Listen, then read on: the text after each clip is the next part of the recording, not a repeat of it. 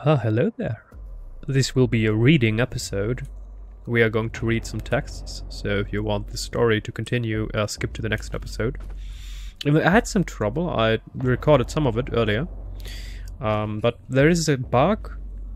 We're playing on Xbox Game Pass because I want the Xbox achievements.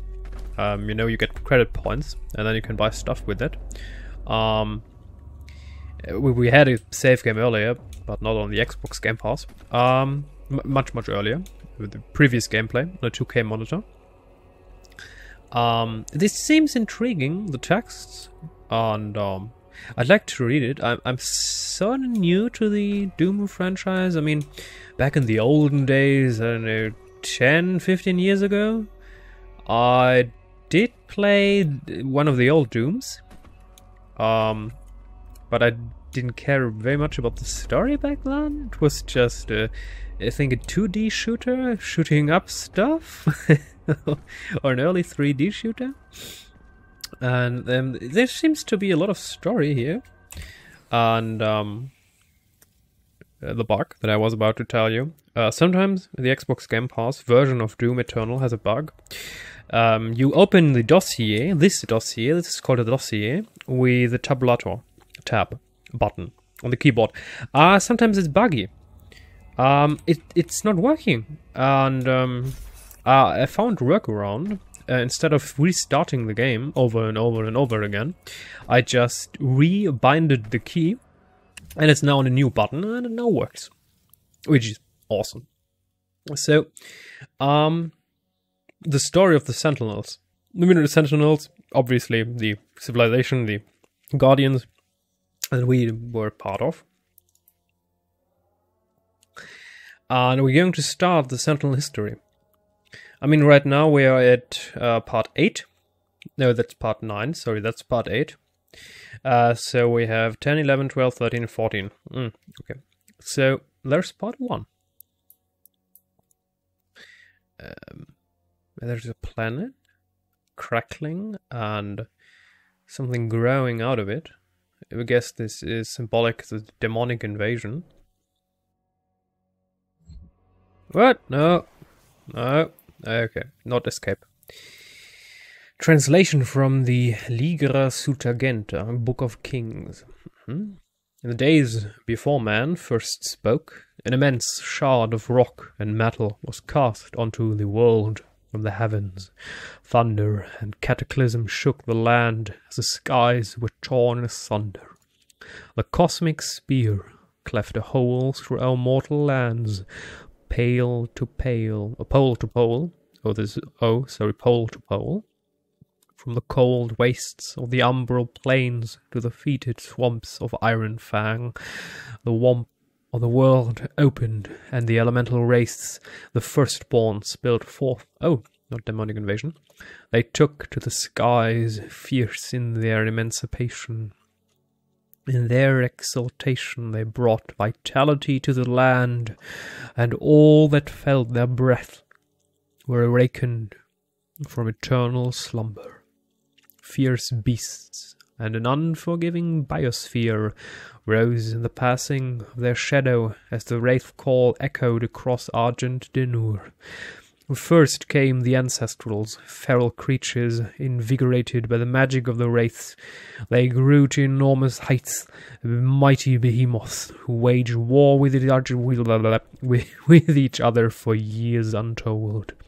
Their battles tore the land asunder and destroyed all creation caught in their wake. The wraith call continued to spread across the land, and soon the Argenta emerged from the steppes, our souls stirred into form by the power of their breath. The Titans towered over the wild-blooded tribes, but found them uncowed. The secrets of the sword was discovered. In the darkness of sweltering mountain forges we beat steel, until it was strong enough to pierce bone and sever flesh. Thus we came to be, born of rock and fire, lowly in birth, but risen by the strength of our will. by the blessedness of the first ones. We forged sword and shield and took the hammer to the ancestrals. We claimed dominion of creation by right of blood and magic, and the time of men came to be. With the ancestral beasts driven back to their bleak valleys, we rose. We tilled the fertile land, husbanded beasts of burden, and built towering cities. In the hallowed palace, on the obsidian throne, we crowned King Ormera, the Father, the first of the line that shall reign in perpetuity. We built the Cathedral of Reflection to worship the First Ones, and form the Order of the Deck, whose priests pay tribute to the Wraith and appease their tempestuous. Our sons and daughters chose the path of the sword, or the path of the alchemist, for each duty honors the gods. Though our ways were righteous, we were not without strife. Storms and great quakes cast our spires down, barbaric tribes laid siege to our fields in search of the great gifts Mother Argenta had bestowed upon our world, and the song of the Wraith Cause threatened to drive lesser men into madness. We were not lesser men. We defended that which the first ones gifted to us, our lands and right, the bounty held within. We beat back the barbarian hordes and hardened our resolve. We rose above the fire, our bodies and souls tempered, and an unbreakable will was shaped in the forge of battle. What emerged was the heart of our legion, the order of the Knight Sentinels.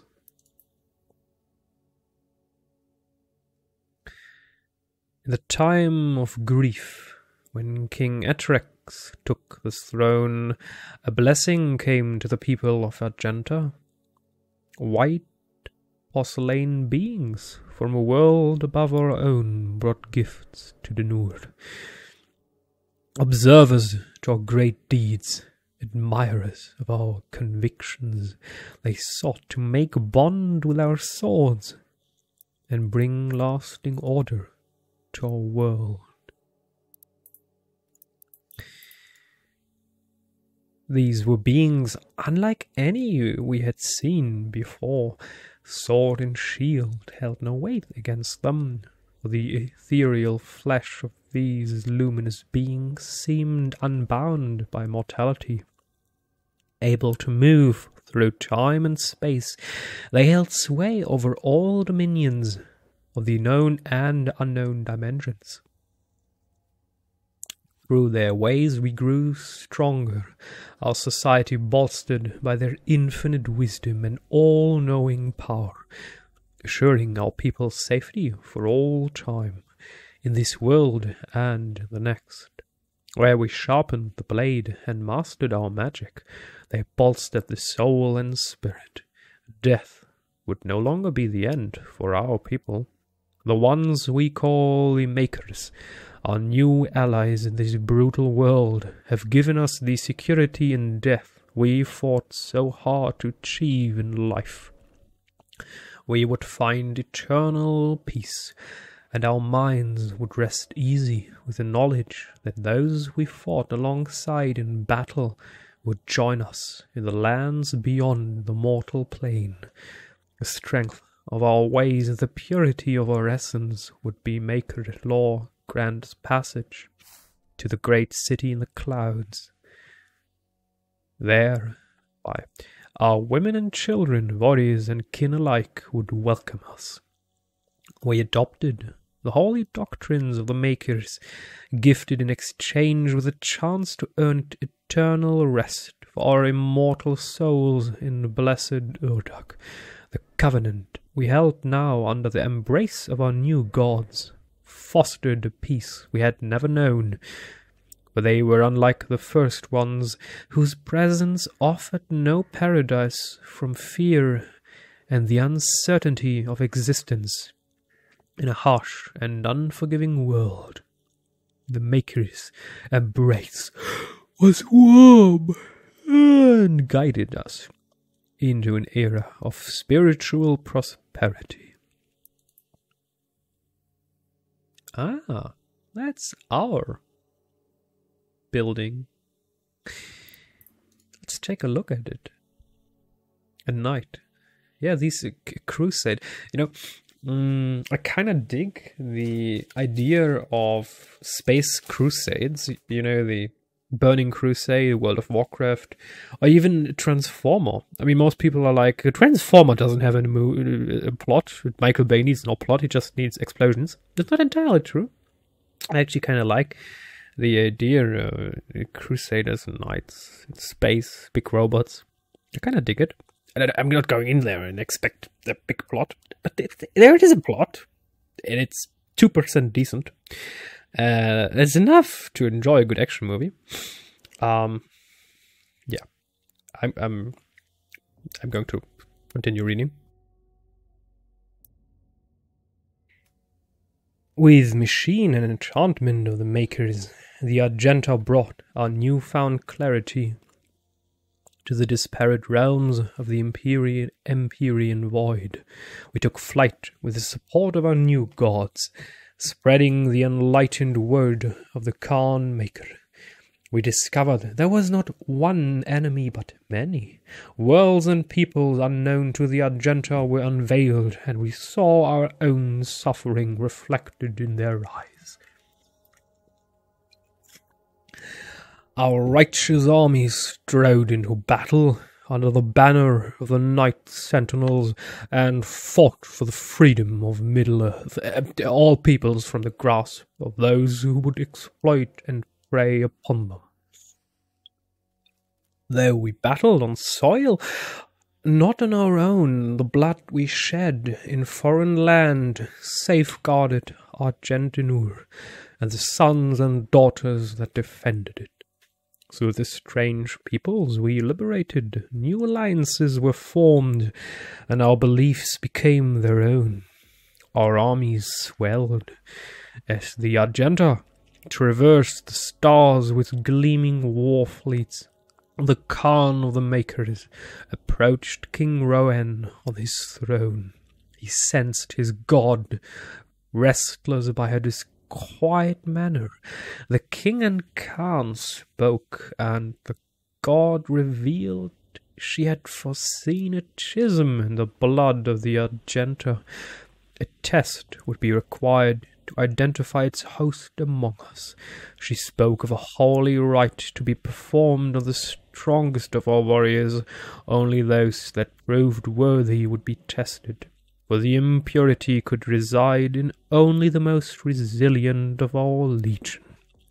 The divinity machine, a great tribute by Maker Scholaris, would help us to cleanse any impurities from our flock, ensuring our continued prosperity in this world and in the Maker realm that waited in the afterlife.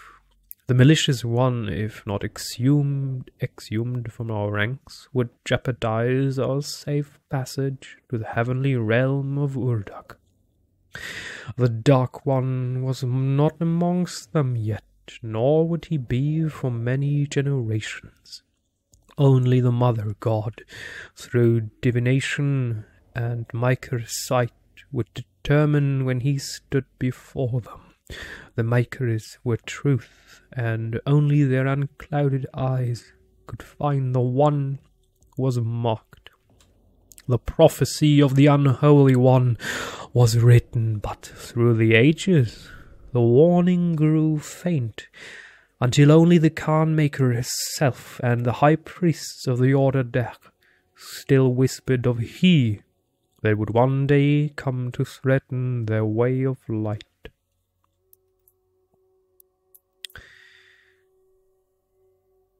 There he is, the Dark One, the Doomguy, us, and some sentinels, his brothers, and a priest, and people. In the time of King Novik, or Navik, as the Argenta secured peace and safety through dimensions across time and space, an outlander came to us. He was not of our world and spoke an ugly tongue. How he first took step upon our land was unknown. The sentinel scouts had found the outlander bloodied, clawed near death, numbling of impending doom and the forces of darkness. The scent of blood followed him, and the gore that stained his armor seemed not entirely his own. By Argenta law, the stranger would be judged in the Colosseum, where he would be given the chance of all who stray from the path to fight for his freedom. We knew not of this stranger. His mind seemed crippled with rage. He dressed in attire not suited for our lands and carried munition of arcane origin. We watched as his will overcame his injuries, and in the blood arena he proved his worth. The outlander's technique was crude and brutal, but the determination his charge echoed that of any true-born sentinel. His war cry echoed through the Colosseum as did the sound of his fury, and the guards cheered his banner.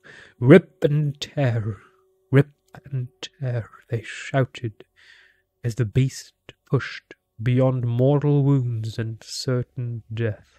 Rip and tear. He would be gifted no rank, no title. The survivors in the arena were provided only one reward: the right to earn an honorable death by spreading the blessing of the Makers to those in need. The outlander's determination was witnessed, his ravings documented, and through the word of the order deck, the Khan Maker had him brought before her. She set her minions to learning his tongue, for with his ugly words he spoke of lands unseen, creatures born of fire, and a dark place unknown to the queen and her caste. Yet another opportunity to expand the gift of the Makers to those in need. There is a demon and there are people. On the just to sum this up, it's interesting. So this demonic, so the Khan Makers are not the original masters of demons, because the priests are now controlling the demon hordes. That's interesting. But apparently they came from a realm. Maybe they took control. I mean, she said we need the souls of the humans. Could be interesting. I need to sneeze my nose 1 second.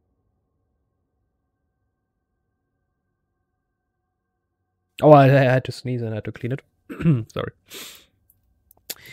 On the eve of the Black Star, the Dark Ones came from a world beneath our own. Oh, the Dark Ones. Oh, so we are not the Dark One, are we? Are we not? Not through ship nor ephemeral vessel, but through the fabric of dimensions. Out of swirling fiery gates came horned beasts from a timeless realm, first one, then many. Crashing waves. It's crashing, not crushing. Crashing waves of evil swelled from the obsidian forest of the Argentian overlands. The Alorum clans from the eastern mountains fell first to the black hordes of devils, and the city of Telorum was slung under the rate of their charge. We sentinels rose to meet the beasts with spear in hand.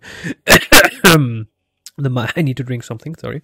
The might of the holy fleet striking back at the demons. You know, sometimes I'm thinking about editing all these small mistakes, chuckles out, to make the reading experience more satisfying. Even though I'm not quite sure, because this is humane. If someone is reading a text, he's not doing it perfectly. He will do a mistake. And he will need to drink something. And this is sort of genuine. But if you do not enjoy it, if you want the perfect reading experience, just tell me, and next time I'm editing all of this crap out, and you have the reading, which is hopefully nice. Where were we? Oh boy. The might of the holy fleet striking back the demons, but the dark gates from whence they came gave birth still to even greater hordes. A line of blood was drawn with the fallen of both sides, and the unholy wars began as a time of darkness came upon us.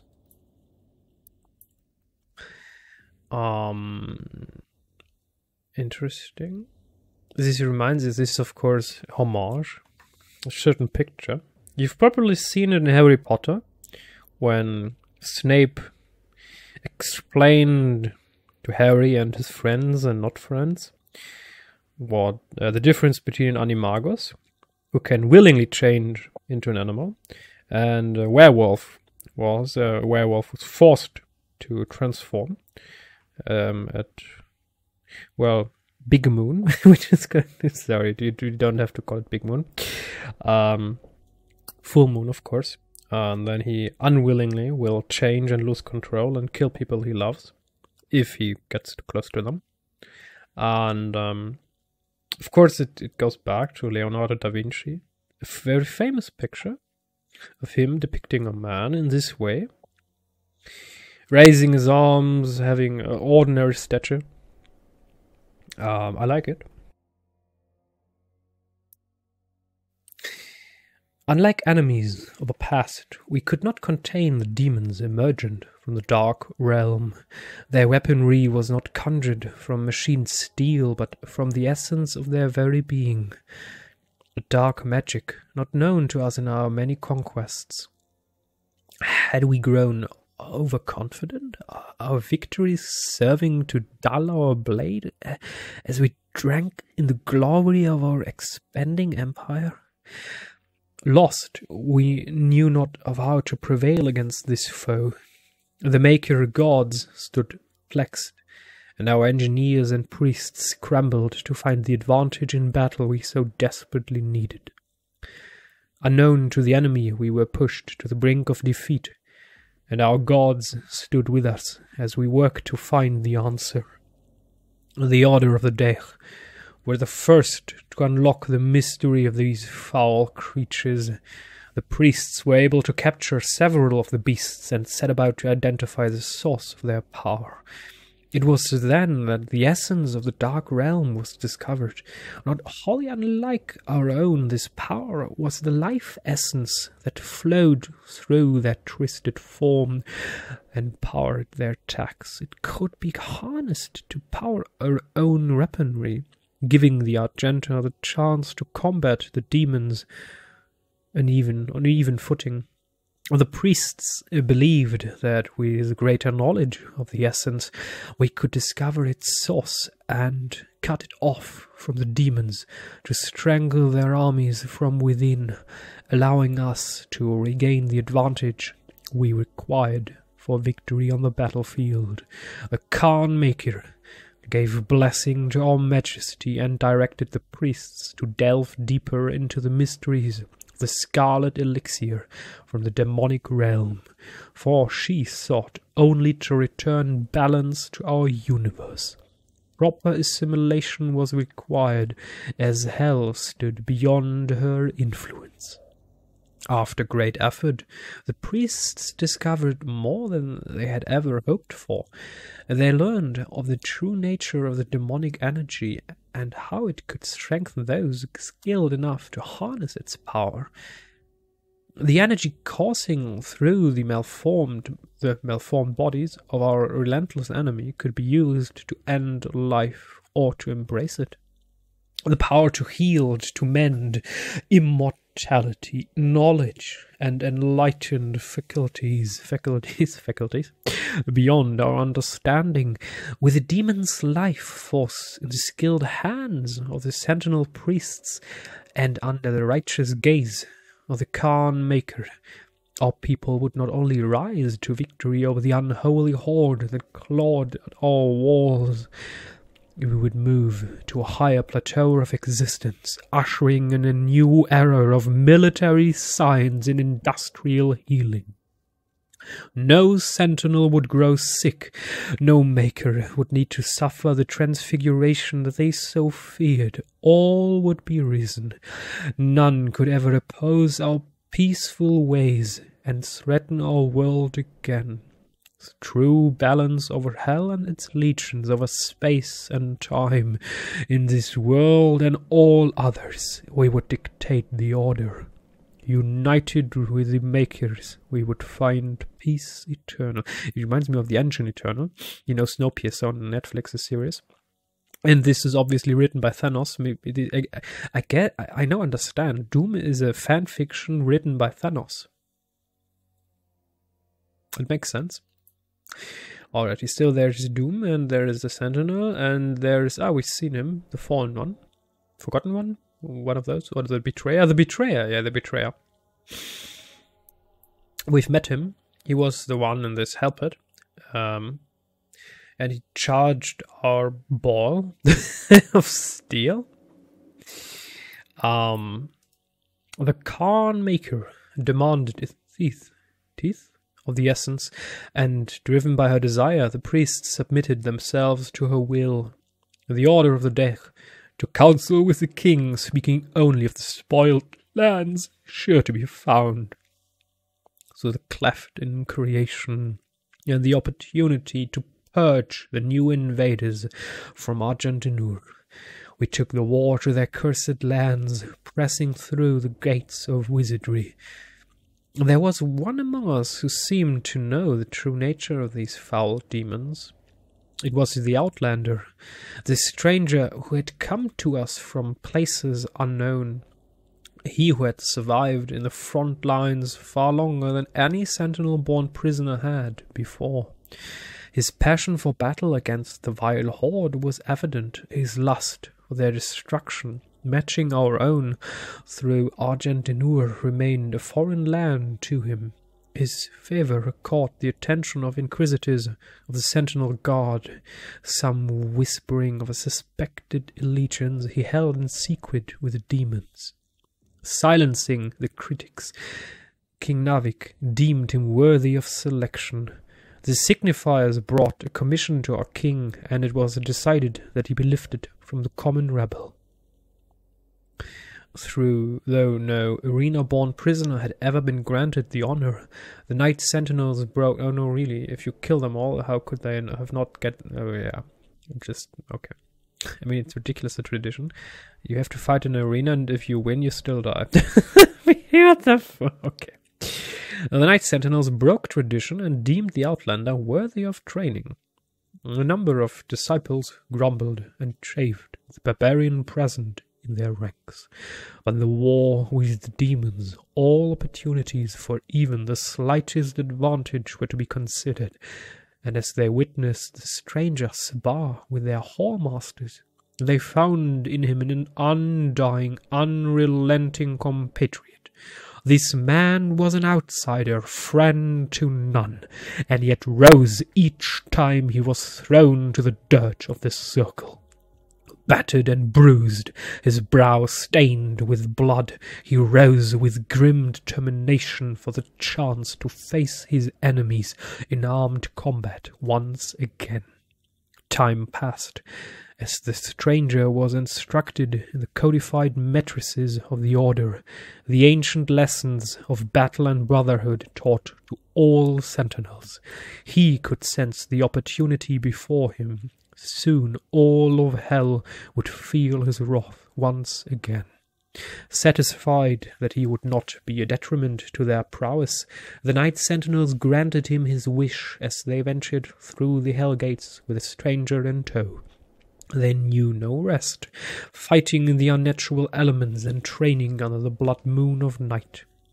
The stranger suffered exhaustion, wounds, and sickness, but asked for no aid and was offered none. 3 times the Night Sentinels ventured into the gate and back, and upon every return the stranger strode more capable than before, his gait locked in step with the march of the sentinels. a disciplined and now controlled lust for demon blood over present, the passing of years and in numerous battles with the evils, indentured the stranger to Argenta's mightiest warriors, and no longer did they condescend to him as a new-blooded conscript. For through them he had become a brother in arms, forged in war, an ally and a weapon.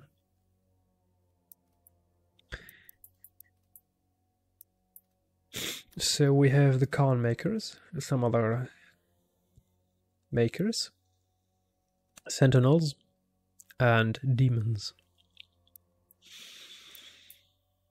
As we ward, I mean, the story, as it goes now, I guess we're going to kill the priest, then we're going to kill her. I guess. Maybe this is the next game, I'm not sure. What? No.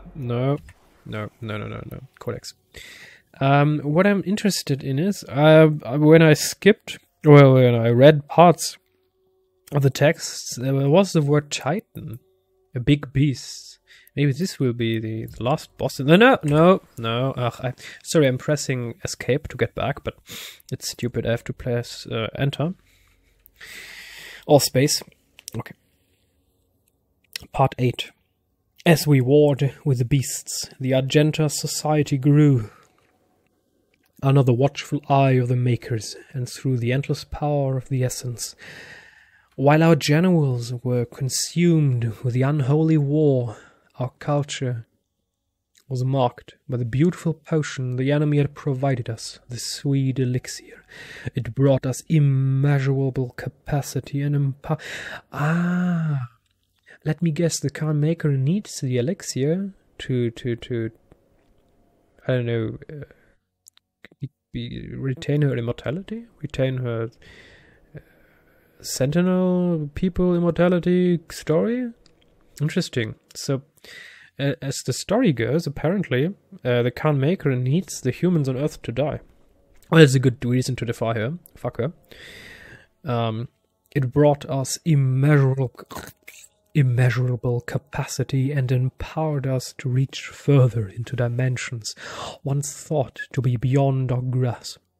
Under the direction of our maker gods and the engineering of our high priests, our weapons blazed and our war machines stormed.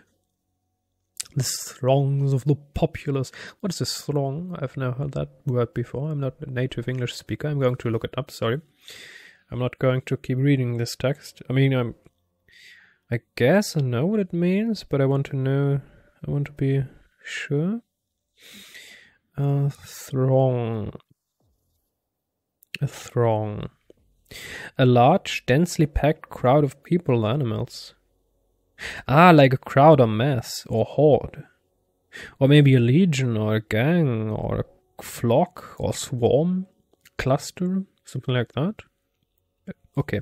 Okay. The throng of people, so the big crowd of people, drank deeply from the well of energy unveiled by the priests, but we of the night sentinels took no part in their abundance.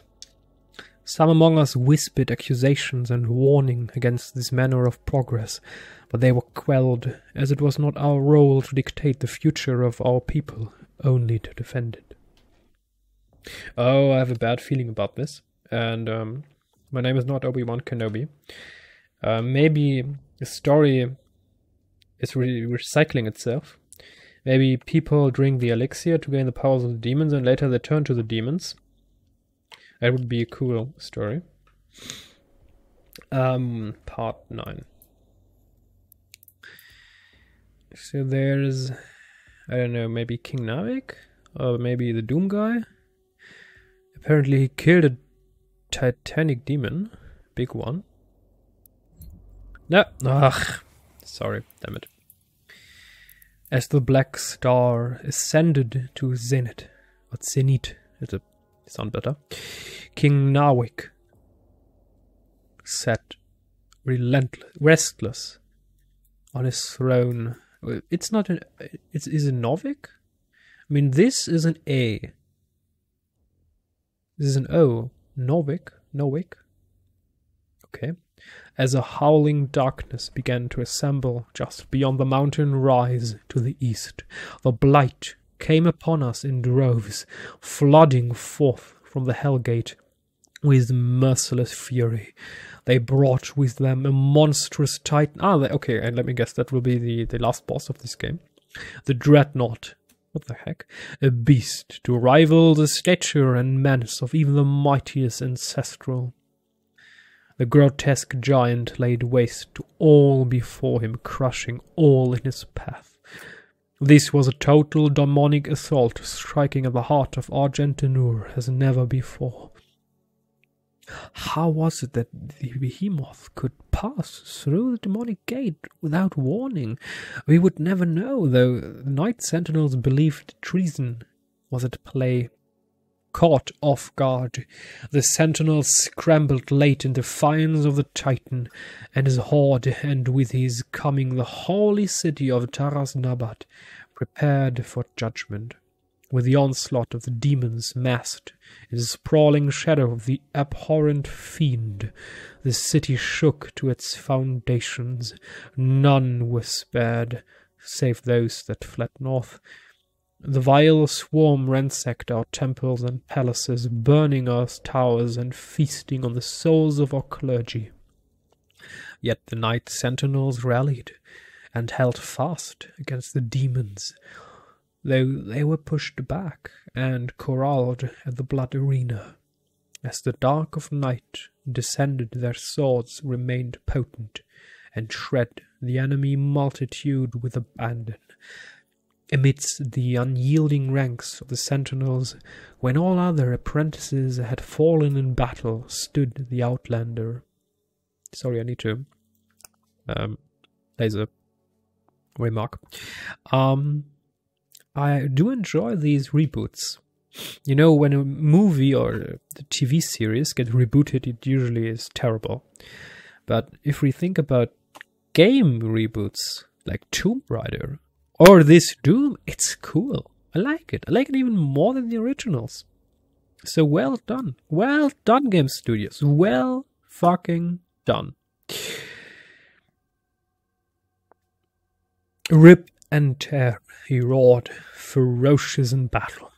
The remaining conscripts of the arena stood in awe as they witnessed the beast who had once raged within their very cells, now armoured alongside the shoulders of his sentinel brethren. He had risen when none others had before, a true-born sentinel fighter, the very beast among them. But though the swarm fell before their assault, the Titan remained invincible, for none could tame the behemoth alone. In the hours before dawn, as the night sentinels weathered the relentless assault, the Outlander held his ground at the foot of the great wall in the northern bend of the castle. Seeing his unending vigor, Samur, Chancellor to the Mother God, hurried the Outlander away under veil of secrecy and, for reasons unknown, submitted him to a rite untold. This was heresy, for Samur received no consent from the Khan Maker, nor did he receive her counsel. In the chapel of purity, the Outlander submitted himself to the divine machine. There Samur Maker, the seraphim known to us only as the aid to the Mother God, blessed the Outlander with fierce speed and power to match his will. It was the method by which his transfusion took place that was most uncertain to us, for we were of the knowledge that the Maker device bestowed onto the Argenta so many generations ago was to be used by the priests only to find the impurity among us. How could it be that the device that was meant to cull the sentinel breed of its contaminants could then be used to purify the Outlander's body and give rise to the one who would lead us into battle henceforth? What rose from the holy coffin on that faithful day was not the impure abomination the Covenant warned us of. The hero within came to be known only as the Great Slayer, the Chime Walker, the warrior Khan whose fire sword would blaze forth a path for the just and cut through the demonic horde with a vengeance that only a god king could summon. He rose unbroken by the ritual, his eyes burning with maker magic. He took the crucible in his hand, and wraith fire leaped forth from the blade, as only it will when held by a true sentinel warrior king. In our darkest hour, the slayer had been chosen. Defying tradition, our most sacred laws, and the will of the great Khan herself, a stranger to our lands had been blessed with celestial might.